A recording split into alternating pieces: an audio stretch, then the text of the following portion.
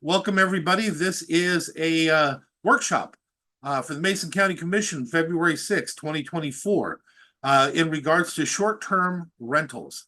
We're going to go ahead and kick off by inviting Marissa Watson, who will be leading this program for us today. Marissa, please go ahead and give her a start. All right, thank you, commissioners. So as you all know, the topic is short-term rentals. The planning department was directed by the commissioners to look into the topic and the situation and issues and within our community. Before we get into the PowerPoint, just for the public's information, I want to let them know, if they don't already, that there is a project webpage on the county website. I'm going to bring that up here real quick, just so everybody knows where they can find information. And if you have not put yourself on the notification list to get emails from me about meetings and updates on the progress of the project, you can send me a request for to be put on that list through that webpage. So I'm going to bring that up and share that real quick before we get into the PowerPoint here.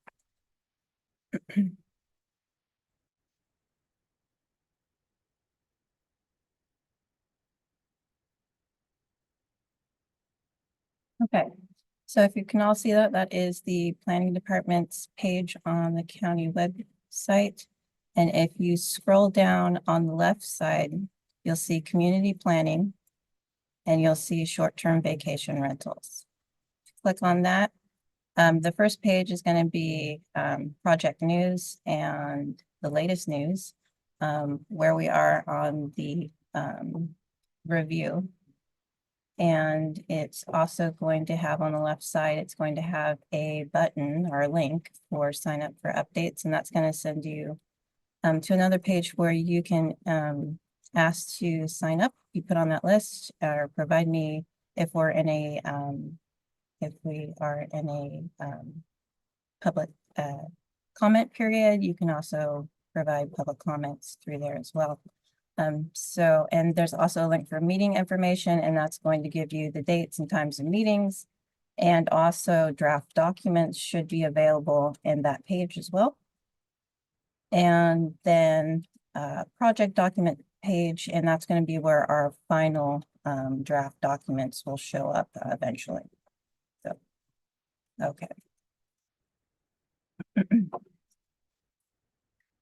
Let me start my PowerPoint.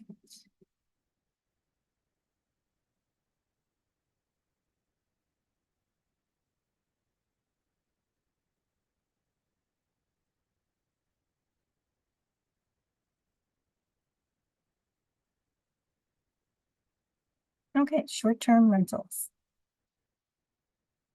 So at the beginning of this process, we put together a postcard,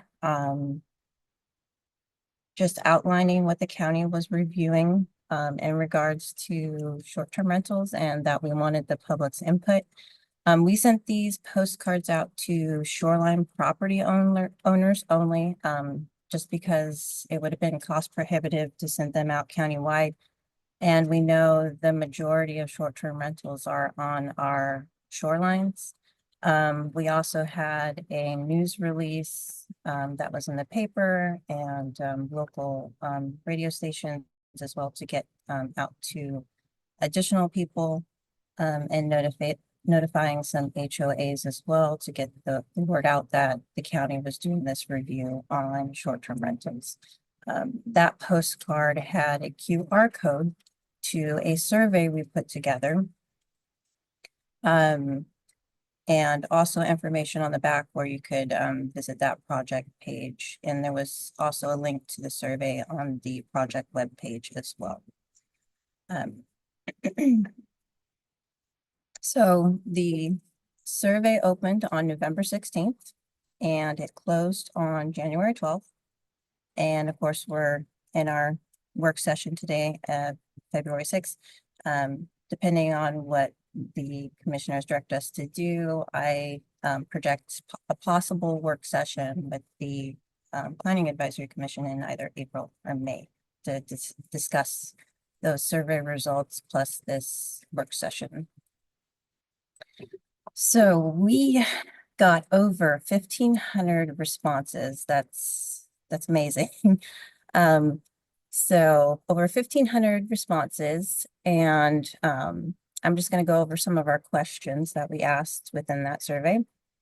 The first one being, have you been negatively impacted by, or do you have concerns about short-term rentals? So such as Airbnb, VRBO, and HomeAway within Mason County.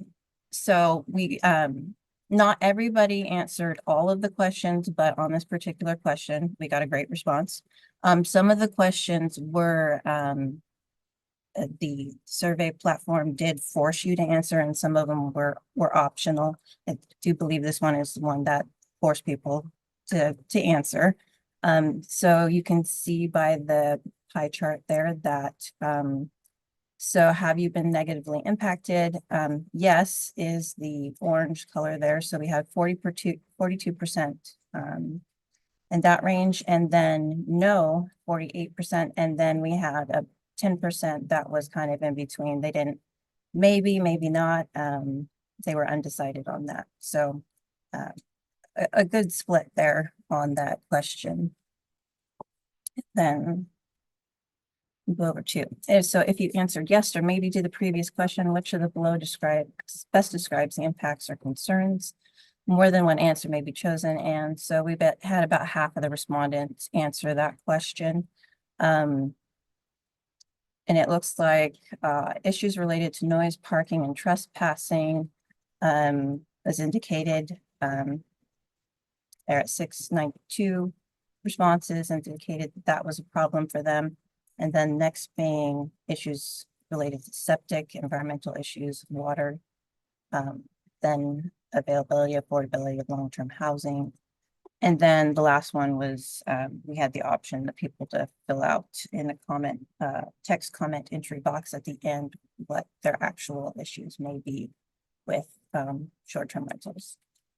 Then question, do you own or host a short-term rental? So we had a great response rate as well with that question, 1493. And so of course the majority, no, but we did have 217 that did say they owned or hosted a short-term rental within Mason County. Now, what type of short-term rental property do you own or host? The majority of them are vacation homes for those short-term rental owners or hosts. And then single-family houses, apartments, and other, which, you know, other could be RV. I've heard some people indicating that people are using RVs or campsites as short-term rentals. And then do you live on the property where the host or short-term rental is, or on a separate property? And the majority said they lived on a separate property there. 203 of those 217 that indicated they had a short-term rental responded to that question. What best describes your residency? So 1,272 responses there. The majority are Mason County homeowners. And then this is supposed to be over here, the 18 renters, and then 103 that do not reside in Mason County. The majority, well, it's kind of split between full-time residents and seasonal part-time residents there, you'll see. So, and then the others are business owners or landowners. And then question, majority responded to this one too, 1,476 responses, and this is short-term vacation rentals can benefit the economy of Mason County. So you do see that quite a bit strongly agree, even somewhat agree. So, and as you know, as I was looking through the responses that we did get, even though people are concerned and may want some regulation, they do believe that short-term rentals are good for the economy of Mason County. So, we had three text entry questions. And the first one, one second. The first one that we'll be going over is it was about Mason County is developing regulations. What specific rules or restrictions do you think should be imposed on short-term rentals? Such as limits on number of short-term rentals in an area, safety, health inspections, etc. Or if you oppose the regulations, what is your reasoning for this stance? So, so there are a lot of responses, like I said, and a lot of people, even though they weren't forced to answer any of the text entry questions, a lot of people did fill in those questions. And I had to pull out some of the general themes that I was hearing repeatedly in there. The commissioners were provided with the full compiled responses, as well as it being made available on the website for everyone, so they can see every single answer. But it would take us way too long to go through each and every one of those. So this is just some general themes that I pulled out of those responses that were being repeated. And the first one we'll go with is, what are the concerns about short-term rentals in Mason County? So private neighborhoods should not be public playgrounds, and people being concerned about, every weekend being a party weekend, talking about community fracture, living next to strangers, the water quality, that was a huge one, concern about septics in our waterways, as well as shellfish, too many people, the occupancy of the short-term rental being too high for the septic system, that's proved for that structure. Commercial use, a lot of people were saying that how it's being used is actually a commercial use in a residentially zoned district. And then they talked about strangers, theft, noise, safety. A big one was short-term rental owner host responsiveness to issues and complaints. Not being able to get a hold of someone, or not being able to get a complaint or issue resolved quickly. If regulated, if we did put in to practice some regulations, who will enforce this? And is there the capacity to enforce new regulations? A lack of infrastructure in Mason County and investment to attract vacationers, allowing the VRBO model to kind of destroy the communal nature of residential neighborhoods.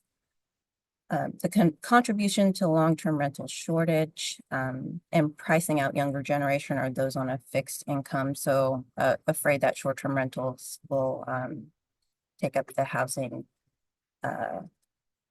stock for longer term rentals.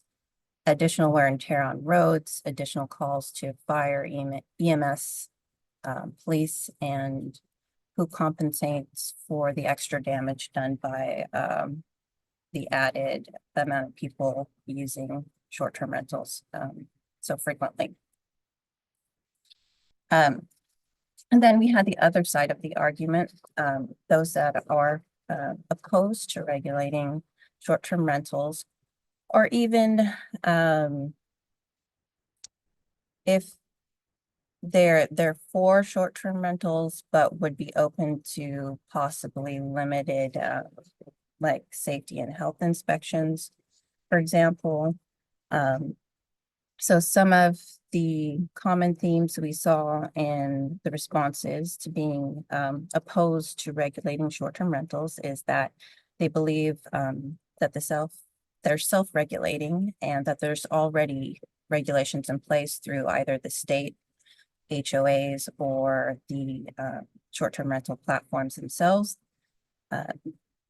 So that the short-term rental platforms typically deter guests from utilizing troubled properties with health and safety issues through reviews. So the bad reviews, kind of taking care of those troubled properties already. Short-term rental establishment, was a reason for investment in Mason County. There were a lot of people on there saying that they bought property in Mason County because they were planning on using it as a short-term rental. Regulations will only hurt the little guy and not corporate landlords. And the ability to afford recreational property or supplement fixed income. So worried that they will not be able to keep a property within a family or be able to, for the older generation, keep that property for the future. STRs are an income generator, creating jobs, benefiting the county's tax revenue and attracting tourism. They make up the deficit that we have in hotels, motels, resorts, as well as providing a better option for families to utilize. And then there was concern about new regulations for short-term rentals and that they should be the same type of regulations that long-term rental landlords have to abide by. That they are better maintained than long-term rentals and that bad long-term renters are harder to evict. There was a lot of comments about private property. It's a private business, no government interference, and a reason to their opposition. Some believed it was a move for local government to generate more revenue, and that it would increase prices for the end user, which would lead to less rental activity. That we already have troubled properties in the county that lack enforcement, and why pick on short-term rentals, and separating gossip from actual valid complaints. So both sides of the issue here. And then I wanted to go into off of the first one, the people that were for regulations. They had some specific regulations that they recommended. So I'm going to pull that up and we can go over that as well. 1 second.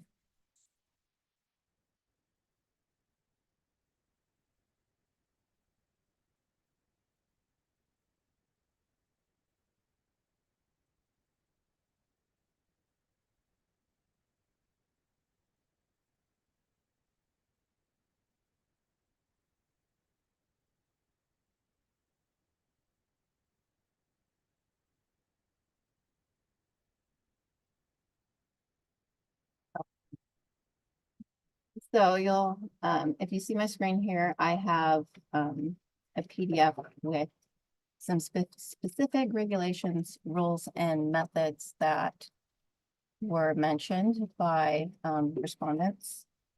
And a lot of people mentioned limits on short-term rentals. Some were asking for limits in the form of it only being a percentage of the permanent residents in an area, either countywide in specific areas within HOAs along shorelines. Some talk about a lottery. If the number of short-term rentals already exceeded a percentage of short-term rentals allowed in the area. Some wanted them banned outright. Some mentioned regulate the length of stay, so a minimum number of days that is required when renting the short-term rental in order to avoid more people that tend to party. And then regulate number of days in a year that short-term rental can be rented out. To establish a time frame between rental periods. Minimum percentage of community that is permanent full-time residency rather than short-term rentals. that the owner or host has to live on premises or lives within an hour of the short-term rental. That we review it like a cottage industry. Regulated and sensitive areas, no short-term rentals on the waterfront. Treat it like a commercial business, and should be located in an appropriately zoned area. That there must be enough parking on site. A lot of people talked about enough parking for the bedrooms and for the occupancy load, that it had to be all on site because there was a lot of issues with parking on the side of narrow roads, possibly creating some dangerous situations on in those areas. Others wanted a registration and licensing system within the county, and for those short-term rentals to be listed on the county website. And then clear definitions of what a short-term rental is and is not. So there's a lot of counties that do specify that certain structures are not considered short-term rentals, like what's listed on here, for example. In an enforcement realm, there was concerns about having more officers for regulations to actually be beneficial. That it be regulations that are easily enforced. That we have a hotline for complaints or violations, something easy for and quick for people to be able to explain the issues that they're having. And then a clear reporting structure outline. Tracking and enforcement system in place that is easy. Finding of violators, there was a lot of concern about what agencies would be responsible and how many violations before revoking a license, violations corrected, that they have to be they wanted them to be corrected within a certain time period or have some kind of consequence linked to that. Then for issues with building, people were concerned with safety, buildings not being to code, or people remodeling without getting building permits to create more rooms. So they have a higher number of bedrooms than permitted, and of course, properly permitted on the septic system. And then, of course, some people wanted it regulated like a commercial business or like a hotel would be regulated. Occupancy limits. Then there were a lot who talked about having issues with fire and burn bans not being recognized or acknowledged. People wanting annual safety inspections,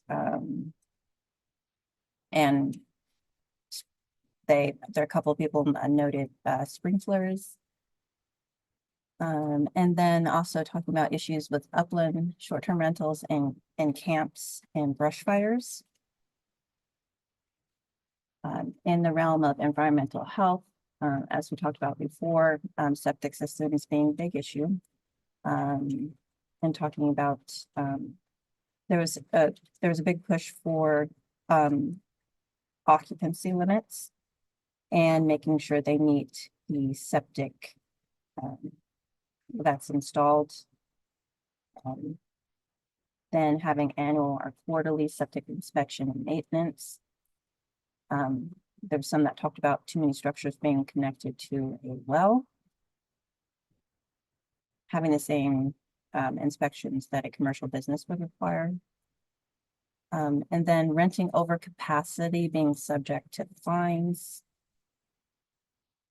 There was also talk from community about community well costs and cost increases based on that short-term rental usage. In another area, there was talk about animal control, animals running onto people's property, so unleashed animals, waste from animals, quiet hours and noise. That was a huge one. in the comments, and they talked about increased criminal activity, theft, drugs, alcohol, trespassing. And then some other, the last ones on here, there was a big push for if there's a short-term rental that is established in the community, that the neighbors are notified about that short-term rental. Owners being responsible for roads and driveways and higher contribution to maintenance on those roads. Required garbage collection, not storing garbage in garages for weeks until it's picked up by a host or owner, but actually having garbage collection. That the rules are posted in the short-term rental about property lines, shellfish gathering, that was a huge one. And a lot of the responses, people were concerned about short-term rental guests coming onto their property and harvesting their shellfish. Trespassing, of course, with property lines, insurance, and to cover unseen property problems, making sure they have that as an owner on the short-term rental, that they're paying taxes appropriate for a business. There were some that mentioned additional liability coverage for HOAs, and compensation, and that there was an age limit on who could rent the short-term rental.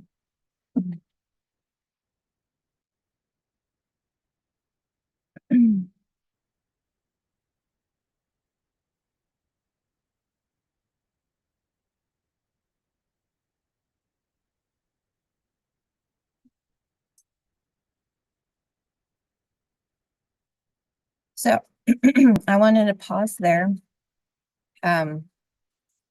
before we get into looking and discussing other jurisdictions on what they're doing right now. I wanted to pause there and see if there were any questions on the survey responses, or if there's any other there's some other department staff here as well that may be able to answer those questions better than myself as well. Marissa, I cannot see everybody unless you, there you go. All right, is there anybody who has any questions for staff or a comment concerning what's been shown so far? If so, please raise your hand. Unless you're a commissioner, commissioner, just unmute and start talking. Hey, just a quick comment. Reading through the survey responses, I believe there's 48 pages of them. It's very interesting to see where many of the concerns are. So I would encourage people to take a look at that. But I appreciate all the work that you guys have done so far. Yeah. And just to share for everybody, for the most part, it's not here for testimony, but if there was a question that was missing, this is an opportunity to ask a question, not to testify. Kevin, I'm gonna let you go first before I would call on Susan. Yeah, I just want to comment on the responses that we got on the survey. I think that's an incredible amount of responses. I haven't seen that type of engagement from our community on an issue in my 8 years on the commission, and so that's super exciting. And I think it gives us a lot of feedback to consider, both on on the pro-regulation and anti-regulation side, and how we approach this issue. So I really just appreciate the level of engagement, and acknowledge that we couldn't have done that without great staff work, being able to put together that survey and promote it and get it out into the community. So I'm really optimistic about the feedback that we've gotten so far. So thanks, Marissa. Okay, so Susan, I want to clarify one more time. This is not a place to testify or anything else. This is a work study session. So I'm gonna let you go ahead and unmute and ask a question if you have an actual question that needs to be answered for all of us to consider.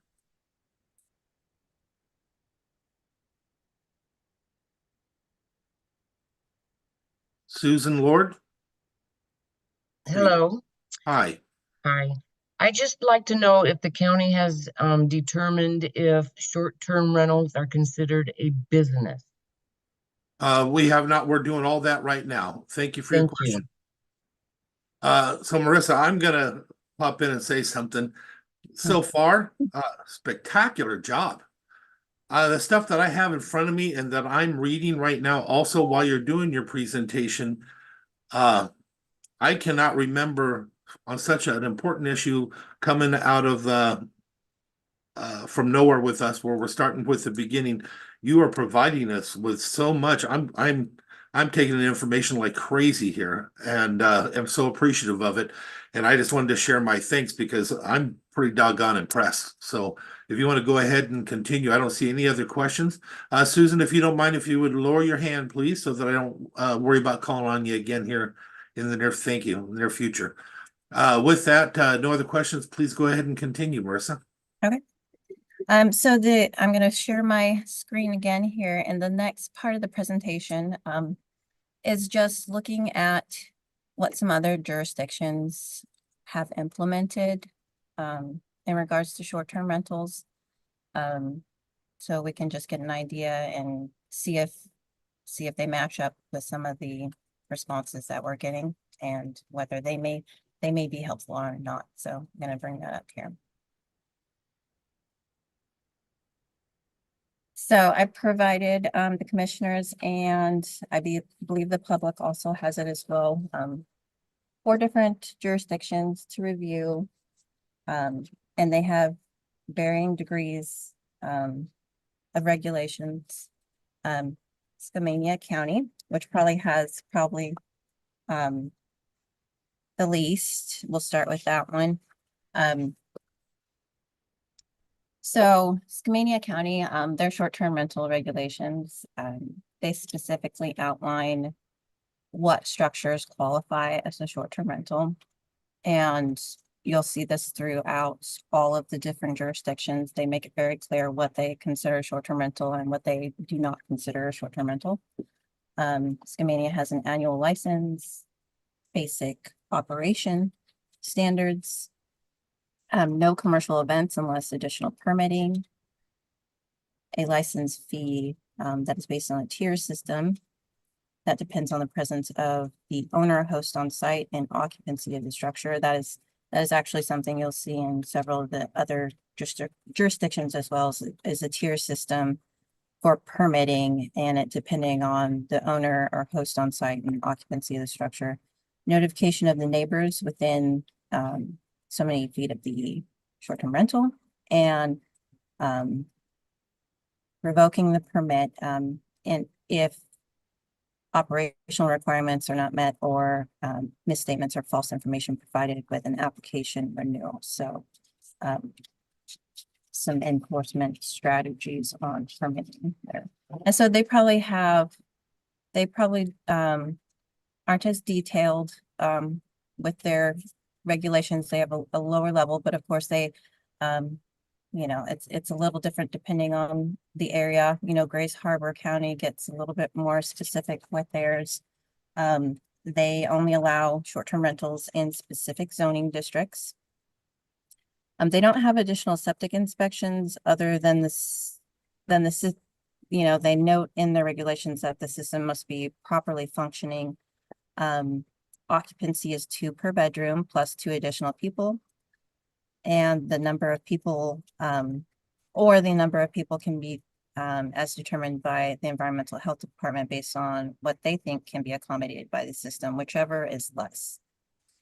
RVs, outdoors, so camping, accessory structures and non-residential structures cannot be utilized as an STR.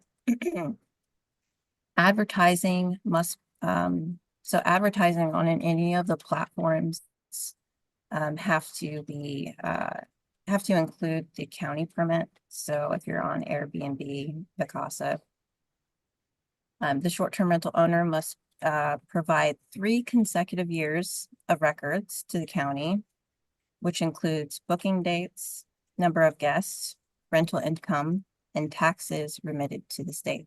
So they require that, I believe, prior to getting or renewing permit. They have to have a contact available 24 hours a day and able to respond within a certain amount of time physically. For them, they say that it's 3 hours. Again, that notification to property owners within 300 feet and proof to the county that mailing has been done. Renewal of the permit requires proof of payment of all applicable taxes to Department of Revenue for the previous year. It also outlines the difference between permit violations and operation violations, as well as the difference in penalties. And their complaint process, the first line of complaint, of course, is the short-term rental owner, host, and then the county. And then San Juan County, they don't allow detached accessory dwelling units as short-term rentals. They have a limit on a number of guests, so the occupancy limit. They talk about a typical rule of conduct, so no trespassing, noise, off-site parking issues, vehicle speeds, outdoor burning, removal of solid waste, and water conservation. And so this is something that they would post in the short-term rental, where the guests could see it clearly. They require one parking site per bedroom within the short-term rental. No meal service allowed. Address clearly identifiable. All require state and local regulations pertaining to taxes and licenses. And then short-term rentals vested or approved after the ordinance date shall expire 2 years after date of approval. So they have to have an annual certificate of compliance if they don't want the permit to expire. Under operational requirements, they require a property management plan to have those rules of conduct. The property owner and agent name and contact info, as well as the UBI number. A representative that will respond to complaints and is local, so they want that information as well, provided in a property management plan with the rules of conduct, and it to be clearly posted within the short-term rental. And I do believe they require that information to also be submitted when you're applying for the permit, so the county can verify that they have those rules clearly in place for the guests as well to see. Permit number has to be in all advertisements and marketing material. Annual certifications of permit conditions, fire and life safety requirements, and 90 days after closing, permit conditions must be certified. Limits on permits in different areas. So they do have limits on permits in different areas on the islands, and some of the islands, they don't even allow short-term rentals. And then the permits are actually issued by a lottery. And then the last one I have here is Chelan County. They're quite detailed and extensive in their regulations. They have a short-term rental is either a permitted or accessory or conditional use, depending on location. They have that tier system again, and that's based on the owner and host presence on site and occupancy limits. And those tier systems also reflect the price of the permit as well. And of course, as you're getting higher up in the tier, I do believe their tier 3 is actually a conditional use permit. So that could be, that is typically the more expensive permit because it has to go through additional review. Short-term rentals are allowed in areas of the county based on the percentage of total housing stock. Not subject in commercial zones, but is subject in other parts of the county. So they go by a percentage of that total housing stock. They have minimum lot sizes for new short-term rentals and zoning districts, and it depends on the tier of the short-term rental people are applying for. They also have a minimum of distance between short-term rentals. And then they have a system of approving lawful establishments, so people who want to continue as a legal non-conforming use have a set of requirements. They have to prove a set of things to continue on as a legal non-conforming use. And I don't, oh yeah, it's not listed there. So it's, they have to provide proof from the past of their bookings, income, and sales and lodging tax being paid. And that's between the time that the state implemented regulations in August, I believe it's August 28th of 2019, and the effective date of the ordinance that they implemented. They have to make sure that rental standards are met within 1 year, and in some cases, some of those standards have to be met within 90 days. You have to obtain, of course, the required land use permit, make sure that liability insurance is obtained, and resolve any code violations. So they have to resolve any code violations if they want to continue to be legal, non-conforming short-term rental. Bedrooms rented or occupied shall not exceed the number approved in relation to on-site septic system approval. And they have a limit of 2 persons per bedroom, but they're very specific. They include children in that 2 persons. They have specific overnight and daytime occupancy limits per tier, and indicate when overnight begins and ends. They have standards. Many of different jurisdictions have standards for vehicle limits, parking, and if there's any unsafe and unlawful parking, it has to be abated within so much time, and the owner has to take care of it within so much time, or it becomes a violation. They have garbage, noise, trespassing, signs, consumer safety requirements, of course, fire safety and outdoor burning. And they have to have a fire protection plan within their management plan, which makes sense for Chelan County. Qualified persons respond to complaints, and theirs is within 1 hour and has to be available with 24 hours a day. And of course, the permit number and all advertisements. And good neighbor guidelines, the owner and host conveys guests these guidelines, and it has to be in conspicuous locations within the short-term rental. And then the liability insurance and tax, of course, remitted to the Department of Revenue. And the initial permit, the last point on there is that for initial permit issuance, they require a fire safety health standard and building code compliance inspection. And then thereafter, with the annual permit renewal, they allow the owner to self-certify. But there, of course, there's the possibility of reinspection or audit, especially if there's complaints or evidence of non-compliance. So those are the 4 examples of other jurisdictions and what they are currently doing. And you can see there's a lot of crossover, especially with definitions of short-term rentals, the tier-based system and occupancy, as well as the septic system requirements. And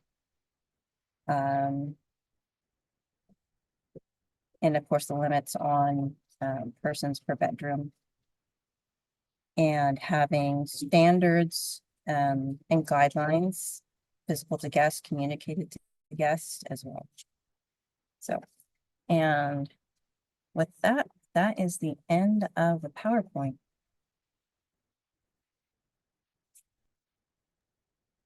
Thank you, Marissa. Extremely well done. Commissioners? Comments, questions? I'll dive in. Thanks again, Marissa. That was really thorough and well thought out. I think the answer to some of this is, a blend of those 4. I think being, mindful of the environmental impacts, I think, is the thing that I hear about the most. I hear quite a bit from people who are concerned about, overtaxing the septic systems that are on the properties. I hear a lot about poaching and misuse of the shoreline, and having to get Fish and Wildlife involved and the sheriff's office involved to address those issues. And so I think there's a lot to work with here. I'll just be clear, I'm not interested in an outright ban on these. I think I do utilize short-term rentals occasionally when I go away, and I think they're a great alternative to traditional hotels, depending on what you're traveling for and how long you're traveling for. And so that there's some privacy that you don't get in a hotel and some flexibility that you don't get in a hotel that I value as a traveler myself. But at the same time, I think if you go back and look at our housing needs assessment that we did a couple of years ago, we identified through that process that, roughly 25% of the houses in Mason County are used as vacation homes or secondary residences. And we have to also be mindful of the strain that puts on available housing and the constraints that it puts on housing affordability for the community. And so, don't want to regulate people out of business, but at the same time, these are businesses. People are using these, using their property to make money, which is totally fine. But when you're doing that in a community, there needs to also be some regulatory balance, and there needs to be some commitment on the part of the business owner to be able to manage the things that come along with hosting these short-term rentals. And so I think it's absolutely appropriate to have plans on file with us about how they're managing it. I think it's appropriate to have review from our staff about the code issues that might exist on these properties. I really like that element that was included in the one county's policy, where if you have outstanding code violations, then those need to be addressed ahead of time before you go into operating a short-term rental. I think it's really important to have someone local in the community who is responsive for these, for the guests, as well as the county in the short-term rentals. I stayed at a short-term rental recently where this was locally, where the owner lives in Colorado. Good for them. I'm sure they do these places in a lot of different parts of the country. It's probably a big part of their income. But I think it's reasonable to expect there be a local contact in case there are issues that arise during a stay. And I think being able to look at the health and safety aspect of these businesses is important. You have people who are staying in your home; they have to have a certain expectation that things are functioning and that things are safe to occupy it in that way. And so, I think it's totally reasonable for us to entertain some regulations, probably not as strict as Chelan or San Juan County, but certainly identifying those pieces in there that do make sense to strike that balance between making sure that these properties are operating safely and efficiently while still recognizing that they're an important supplement to our local tourism and sales tax revenue. Commissioner Trask? A great presentation. I appreciate the depth that you've gone into so far. Looking at, because I'm on the lodging tax committee, LTAC, and if you look back through 2020, our annual revenues for rentals was $520,000, and then it just steadily increased. So this in 2023, it was $1,066,000. So we do receive benefits from these rentals, short-term rentals. So do we monitor rentals, regular yearly, rentals in our county, or do you know? The planning department does not know. Okay. That was just one of my questions, so I appreciate that. I like I really like what Grace Harbor did. I think that they're definitely, well, they're a neighbor. And I have stayed at some of their Airbnbs there, like Commissioner Schutte, I've stayed at a few. All very well maintained, very well regulated. Of course, we didn't have any loud parties, but I do know that is probably a concern. So I think having standards or guidelines would be a smart thing for the PAC to consider as they move forward with this process. Really do appreciate the survey responses. And I appreciate the way that you concisely put them together so that we could just take a look at them. I don't have a whole lot of questions yet. There's going to be a lot of studying that we all do as we move forward. So I do appreciate everything that you guys have done so far. And Marissa, as for myself, I'd actually kind of like to answer the question that Susan Lord had asked from my personal belief.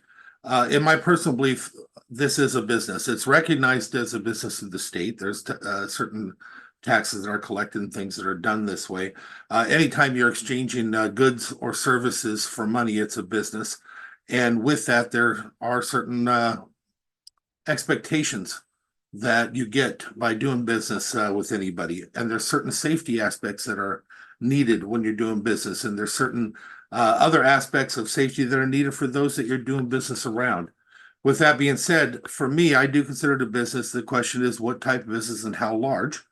It is just like a hotel, in my opinion. The difference is a hotel is placed in a specific area with specific zoning so that it'll have a specific impact. At this point now, we don't have any type of zoning on the short-term rentals, and I'm not saying that we should. In actuality, I don't think it works that way because people pick it because of where it's at. With that being said, though, there are responsibilities that come for having businesses and bringing strangers into a location that is not set up to be commercial, industrial, or anything like that. With that being said, those regulations are sometimes absolutely necessary. I always have seen, as a person that lives here and has dealt with this for many years, it's not the ones that do well and that try real hard to be good neighbors. It's the ones that don't. Quite often, it's ones that don't live anywhere near it and they don't have the same care as somebody that does.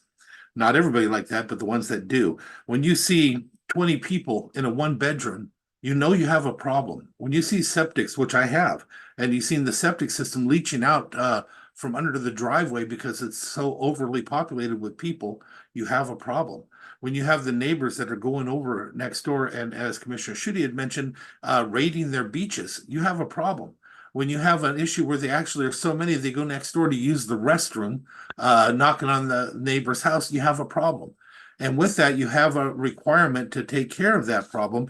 You have a right as a property owner, and I'm a strong property rights advocate, but we still have to make sure that the rights of this property owner does not overshadow the rights of the property owner that's next to him. We have to put a proper balance in place. With that, some of the things that you presented to us are phenomenal. The idea of having an owner around or on site is very important. I've seen parking issues where if we had a requirement where they have 60 minutes to respond to the parking issue because they're local, and if they don't, that becomes a problem when they're just literally parking in the neighbor's driveway or blocking their driveway. They can't get out in case of any type of issue. I've seen some of the things you put in here. I do like the idea of considering a tier. There's a big difference between having 8 people in a place and having 16 people in a place. And with that comes different responsibilities. I do think there needs to be the ability for revocation. If we do this, I do believe we need to be able to revoke it if they're not following the rules. I think that, Marissa, you have provided us with a tool that will give us the ability to make good, educated decisions on what we think are the most important to help try and put forward. I'd love to see the commissioners just go through and highlight some of the things later on that they think are the most important. And see if we can provide that as information back to you so that you can provide that as information back to the Planning Commission as well. I'm just amazed at how much work has gone into this with everybody, But I think literally you've given us the tools to do things, to where we can protect the rights of those people that want to lease out their property with the rights of the people that are around them and provide for the safety of them. I do want to bring up, this may not be a popular view, but I want to share that there will be a cost that we're going to have to consider as a commission. If we are going to have regulations of some sorts, we're going to have somebody that can go through and work with compliance. With that, that could be done in a couple of ways. One, I see in certain counties where they have an application or they have a fee for their permit, but you can also have a daily rate of $1 or $2 per night. So it's not crushing on them, but it'll help to make sure that we have a compliance officer that can go out and handle these things when they happen. It'd be the saddest thing in the world would be to create regulations and then not enforce them. It would not be fair to anybody. It'd be a false sense of security for those that are around it. Before we even go any further, your boss is on there, Kel Rowan. I just want to give you a pat on the back because whenever your staff does something so exemplary, you need to be recognized for putting your staff together the way you did. This has been an excellent presentation, and I've been given a lot to work with. So pat on the back to you, Kel Rowan. Thanks, Randy. I may not know what I'm doing, but I certainly know who does. So I think Marissa has done an excellent job, and I really appreciate her being able to focus and really take this seriously. So I know the commission has been asking about this for more than a couple of years. And so we haven't taken that lightly, and she's done an excellent job of really pulling stuff together and being thoughtful about just like you mentioned, if we do go forward with regulations, we don't want to do that for no good reason. So we need to be able to staff afterwards on following up and figuring out compliance and how to move forward and making it fair and successful for short-term rental owners and also their neighbors.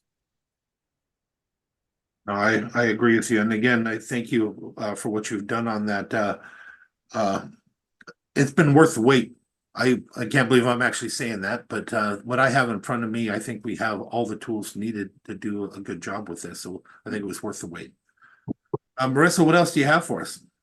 Can I ask a quick question? Do you know, either Cal or Marissa, whether the counties, any of these counties, do they have specific employees that are, designated employees for this? Do they, or is it absorbed within the other employees?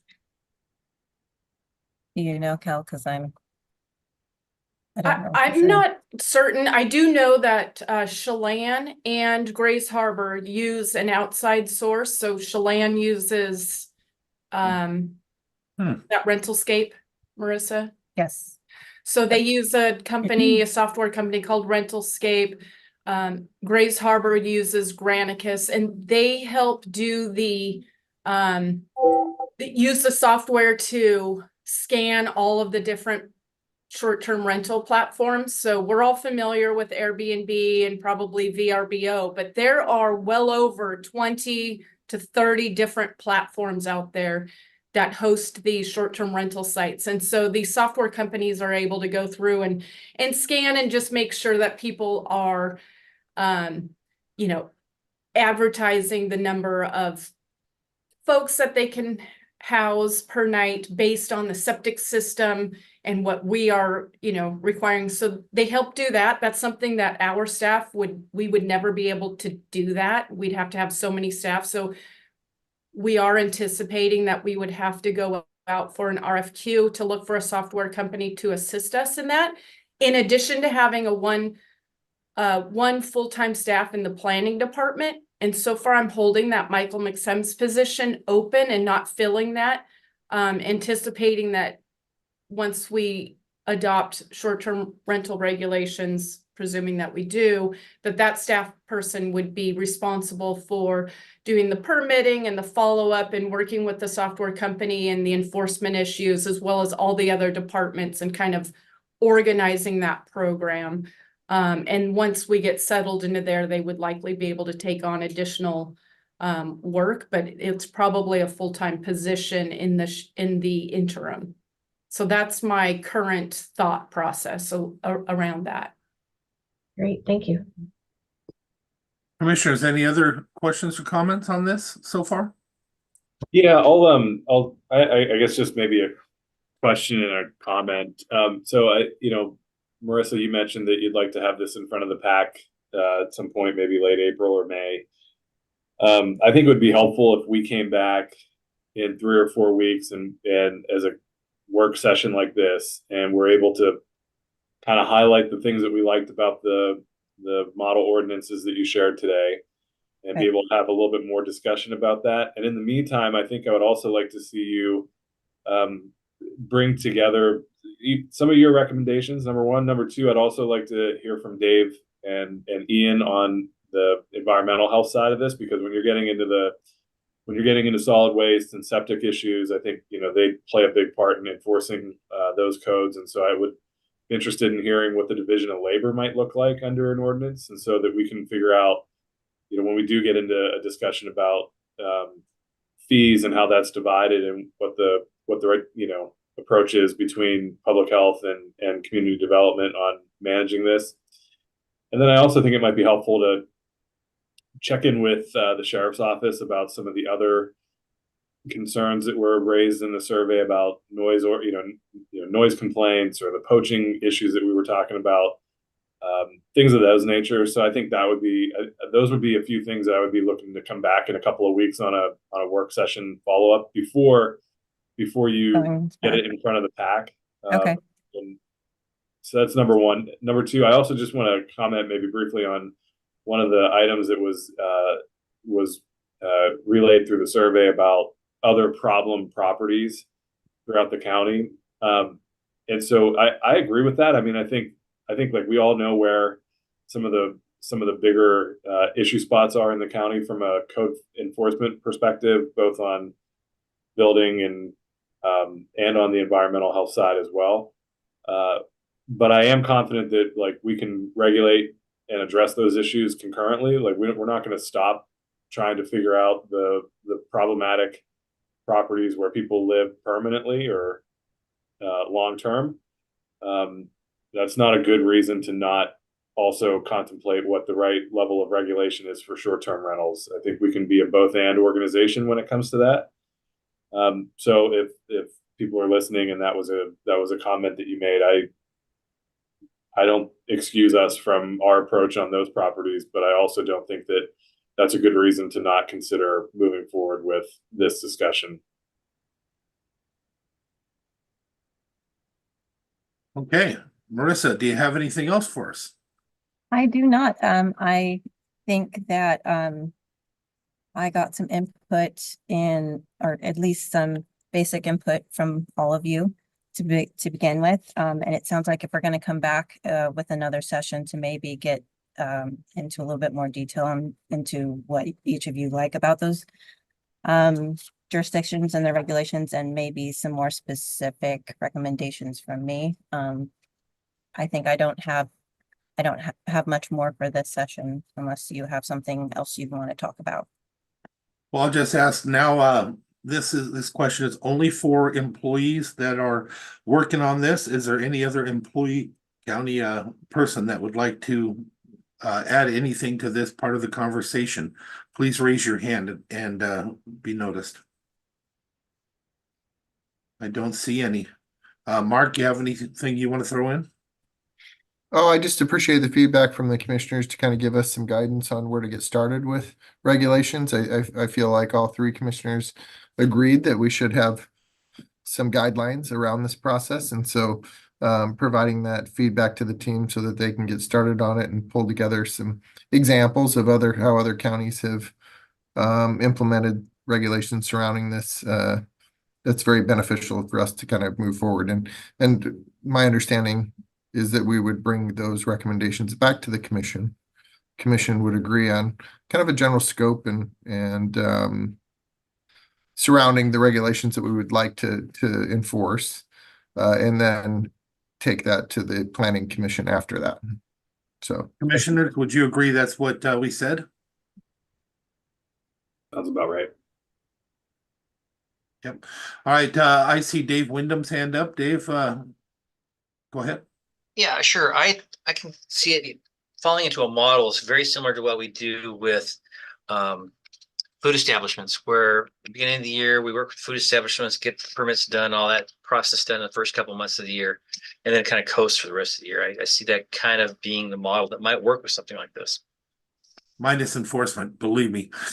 Yeah, well, yeah, exactly. Ian? Hey, sorry for the delay in raising my hand. It's a That's different okay. format than than And you didn't know I was gonna be asking it, so that's all right.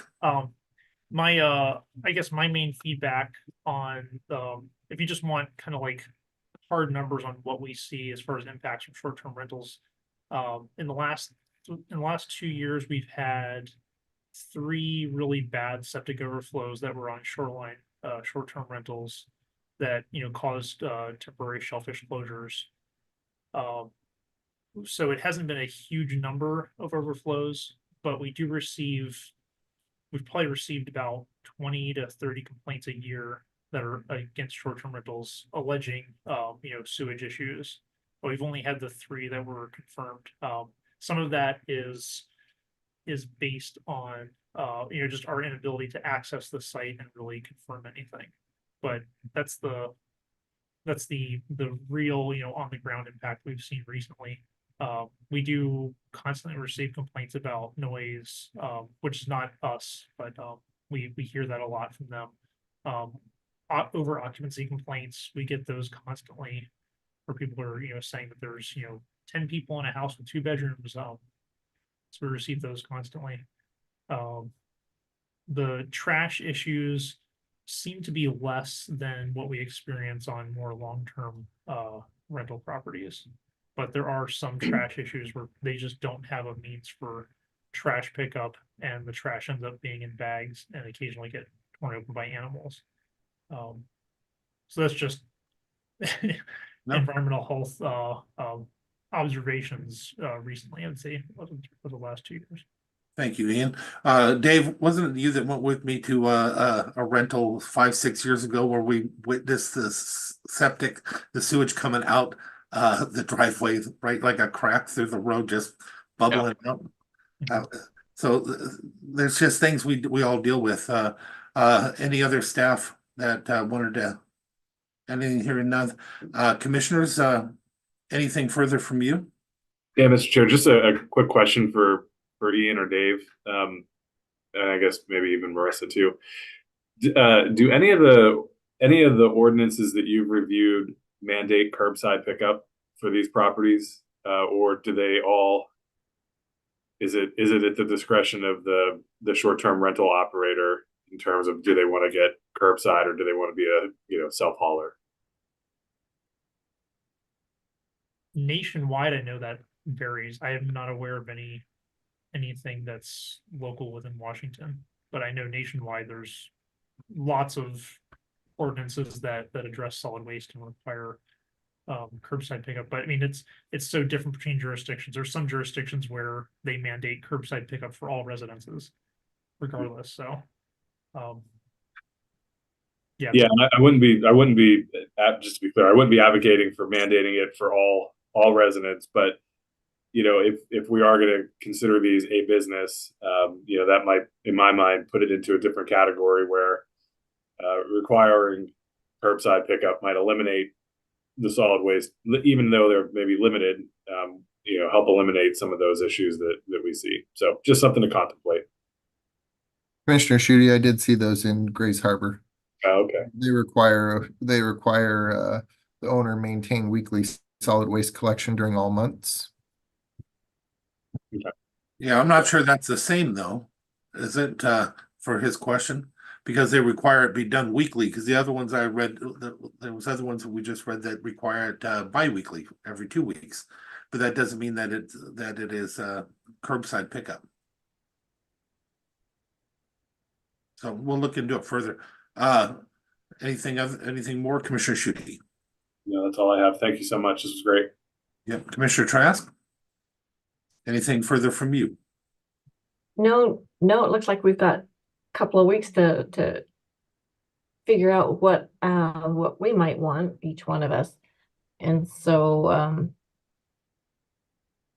no, I have nothing more, just a lot of thoughts going through my head. I know that most of our, the people that I've spoken with that own short-term rentals, they have good systems in place, and they're local too. So Mhm. I've had good reports from the places I've stayed and from the owners that I've spoken to, but I do know that there are concerns. Septic is one of my biggest concerns. You know, we absolutely want to keep our environment clean and pristine, like at Mason County, we're pretty darn awesome as far as our our playland areas, I guess. We want to make sure that we keep those in a good keep them so that we want to keep going back and visiting them. But this is a new adventure, right? When I had a fire years ago, I was so thankful to have them around here, so I could stay close to home while taking care of the businesses I had to. Being up in Belfair, you're pretty limited on what your opportunities are. So, let's not forget, some of these people, not everybody's just trying to make $1 million. I know of other ones that are old friends of mine that had to lease it out in order to be able to keep it. That's just another thing we have to think about. I have people that lease out their tidelands so they can pay their property taxes. There's just so many different reasons that people do everything, and it's not always just to make $1 million, but we do need to protect each and every person if we can. If that's all, I would entertain a motion. Marissa just unmuted yourself. Is there a reason? No, sorry, it was accident. That's okay. I just want to make sure you got whatever you needed. Well, I'll make a motion that we adjourn. Second. It has been moved and seconded. We adjourn. All in favor signify by saying aye. Aye. All right. Motion passes. We are adjourned. Thank you, everybody, and we'll come back together in a few weeks on this with some of a slimmed down process. Have a great day. Have a good one. Good job.